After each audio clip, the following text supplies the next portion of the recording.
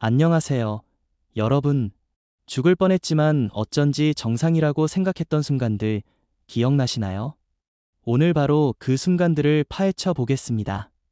여섯 번째, 재채기 참기. 수업 중입니다. 쥐 죽은 듯이 조용하죠. 그런데 갑자기 그분이 오시는 게 느껴집니다. 엄청난 재채기. 창피해지고 싶지 않아서 코를 막고 입을 닫고 닌자처럼 조용히 재채기를 하기로 결심합니다. 하지만 소리 없는 재채기 대신 머리가 터져버릴 것 같습니다. 귀는 멍멍해지고 눈에는 눈물이 고이며 내가 잠시 두개골을 탈출한 것 같은 느낌이 들죠. 그래도 아무도 못 봤으니 된 거 아닐까요? 여기에 숨겨진 위험이 있습니다. 재채기를 참는 것은 단순히 불편한 게 아닙니다. 말 그대로 고막을 찢거나 혈관을 터뜨리거나 엄청난 압력으로 목에 부상을 입힐 수도 있습니다. 극단적인 경우 사람들은 순진한 재채기 한 번 때문에 응급실에 실려가기도 했습니다. 그러니 다음번에 재채기가 나올 것 같으면 그냥 하세요. 창피함은 순간이지만 찢어진 고막은 영원하니까요. 다섯 번째, 물 마시다 사례 들리기. 틱톡을 보면서 여유롭게 물을 마시고 있는데 갑자기 목구멍이 악의 편으로 돌아서기로 결심합니다. 삼키는 것을 돕는 대신 적극적으로 당신을 죽이려고 하죠. 당신은 기침하고 눈물을 흘리며 게임 오버라도 된 것처럼 숨이 막힙니다. 사실 이것은 흡인이라고 불립니다. 물이 식도가 아닌 기도로 잘못 들어갔을 때 일어나죠. 다행히도 당신 몸의 기침 반사가 보통은 당신이 물 때문에 죽을 뻔했다는 걸 아무도 눈치채기 전에 당신을 구해줍니다. 하지만 이것은 실제로 기도를 막아 질식을 유발할 수 있습니다. 네, 수분 보충으로 인한 죽음.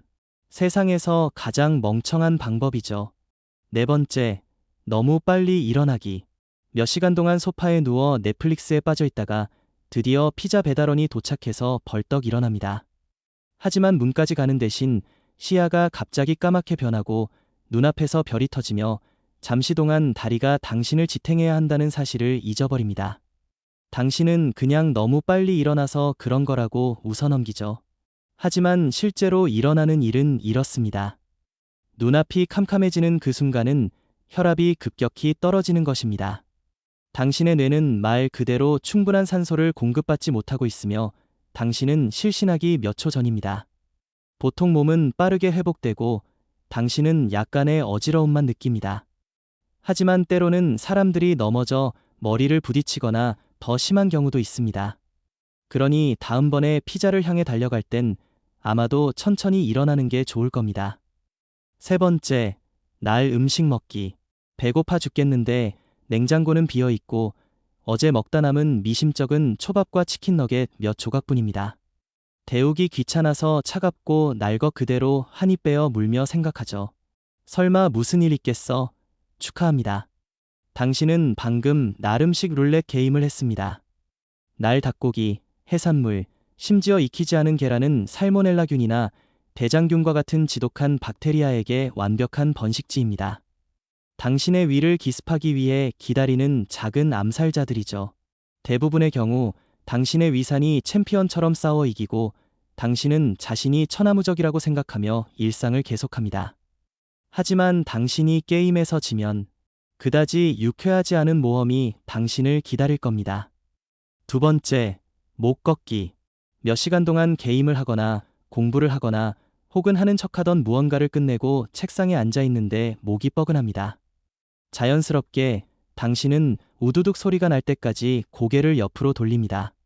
즉각적인 시원함. 기분 좋죠? 그렇죠? 여기에 함정이 있습니다. 이 만족스러운 우두둑 소리가 항상 무해한 것은 아닙니다.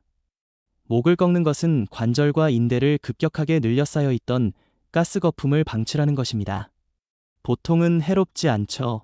하지만 조금 더 멀리 혹은 너무 공격적으로 돌리면 실제로 혈관을 손상시켜 혈전, 뇌졸중, 심지어 마비까지 유발할 수 있습니다.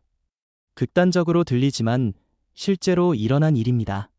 사람들은 정말로 평범한 목 꺾기 한 번으로 병원 신세를 지기도 했습니다. 첫 번째, 너무 오래 숨 참기. 영화를 보고 있는데 주인공이 물속으로 뛰어듭니다.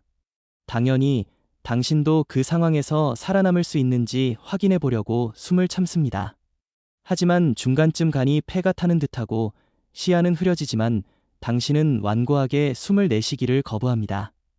당신이 알아야 할 것은 이것입니다. 폐를 한계까지 밀어붙이는 것은 재미있는 영화 속 도전이 아닙니다.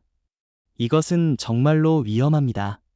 당신은 산소 부족으로 실신하거나 발작을 일으키거나 욕조나 수영장에서 의식을 잃으면 우발적인 익사사고를 당할 위험이 있습니다. 물론 해롭지 않은 장난처럼 느껴지겠지만 당신의 작은 수중 숨참기 대회는 정말로 당신을 기절시킬 수 있습니다. 다음 영화의 밤에는 그냥 배우가 숨을 참게 내버려 두세요. 당신의 뇌는 영화 속 도전보다 산소를 더 좋아하니까요. 자, 이제 6가지 더 많은 위험에 대해 알게 되셨으니 이 지식으론 세상과 나누지 않는 건 좀 무례하겠죠. 적어도 저희 채널을 구독하는 것부터 시작해서요.